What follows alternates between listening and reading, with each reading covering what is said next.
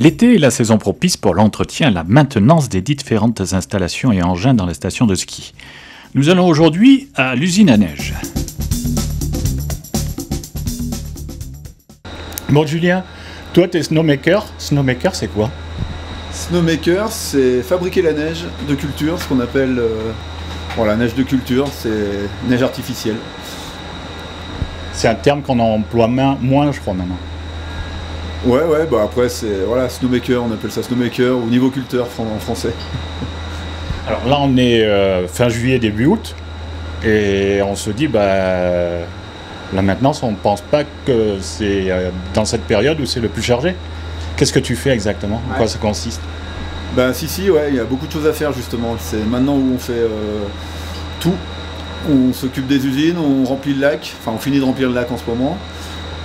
On fait le point sur les canons à neige où il y a de la maintenance à faire rapidement et ceux où on pourra la faire un peu plus tard.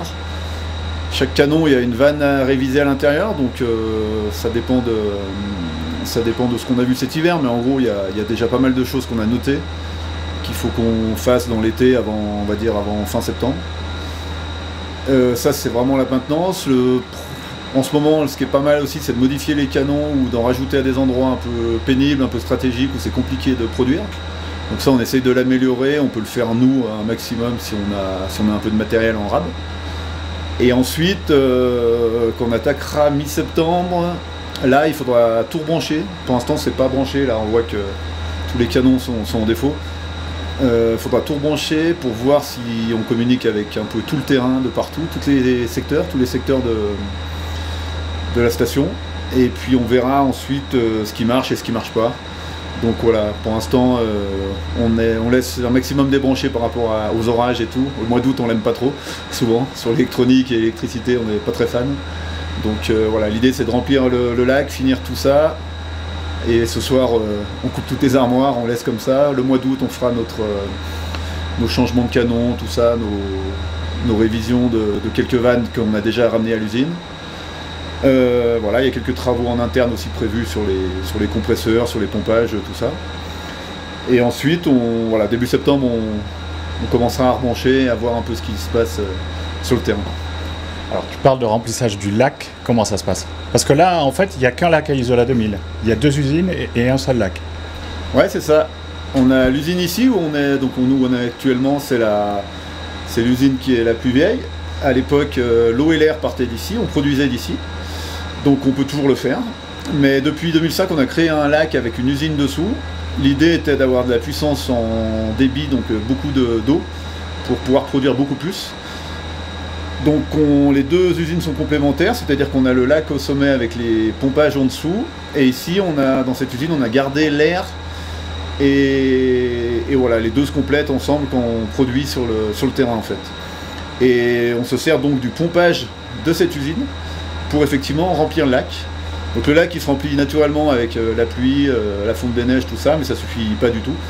Donc c'est bien grâce à ce pompage qu'on a en bas ici qu'on arrive à remplir le lac.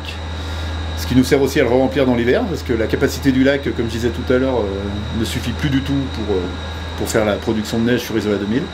Depuis quelques années ça devient compliqué. Donc voilà. Après il faut savoir qu'on vide le lac 5 fois plus vite qu'on le remplit, donc forcément c'est un peu plus long à remplir.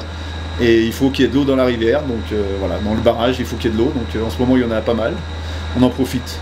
Le lac était plein quasiment en fin d'hiver, l'idée c'est de le remplir dans l'hiver aussi. Donc comme je disais tout à l'heure, il restait 2 ou 3 mètres à faire, donc c'est pas... en 2 semaines c'est réglé quoi. En gros la capacité du lac c'est quoi? C'est 140 000, 138 000 ou quelque chose comme ça, si je dis pas de bêtises, mètres cubes, 138 000 mètres cubes. Voilà. Ok.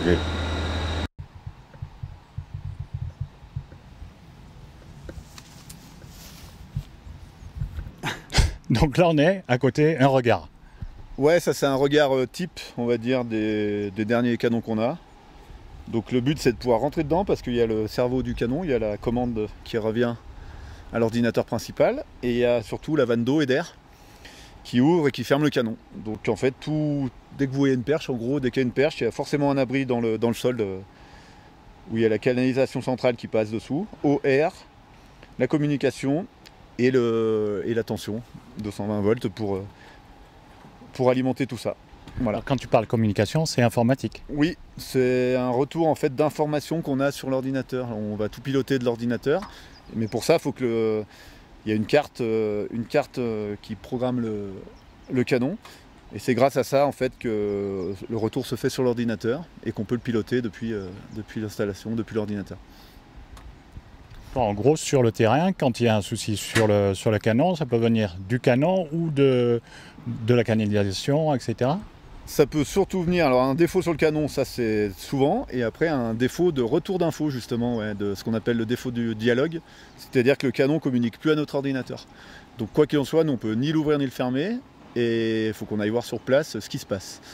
Donc ça peut être juste tout simplement plus dû, ou alors plus de voilà, un câble coupé, ou voilà, ça peut être énormément de choses. Et ensuite, quand on communique avec le canon, là on a un peu plus d'infos. Et là, on est un peu plus précis sur le dépannage. Si vraiment il y a un défaut, on arrive sur l'ordi à connaître un peu plus en détail ce qu'il y a. Et puis pareil, il faut venir sur place, voir ce qui va pas. Celui-là. C'est pour ça que je te dis les abris verts en plastique. Bon, c'est mis dehors parce qu'il y a un peu de bruit dedans. Donc là, c'est avec une carte de l'automate. Ça, c'est pas la carte de l'automate, ça c'est vraiment une carte qui refait le dialogue entre le canon et l'ordinateur. L'automate, lui, il gère les usines. Mais en gros, ça c'est une carte qu'il y a dans chaque abri. Et c'est grâce à ça qu'on communique en fait. Voilà. Et c'est grâce à ça qu'on voit les défauts, c'est grâce à ça que le canon marche. Voilà. La société récupère toutes les infos là-dessus. Et voilà. Chaque abri, chaque canon, quelle que soit la marque du canon, quel que soit l'âge du canon, il y a forcément cette carte à l'intérieur. Et forcément cette carte à l'intérieur, c'est la même société qui a tout repris. Et c'est grâce en fait à ça qu'on communique. Donc là, on est devant l'automate. Ouais, on est devant les armoires, ouais, ça c'est communique. Il y en a une à SD1, à SDM1, à la SDM2. Et en fait, c'est grâce à ça qu'on fait toute l'installation des deux usines, du pompage en fait. C'est les automates de pompage pour l'eau, l'air, tout ça.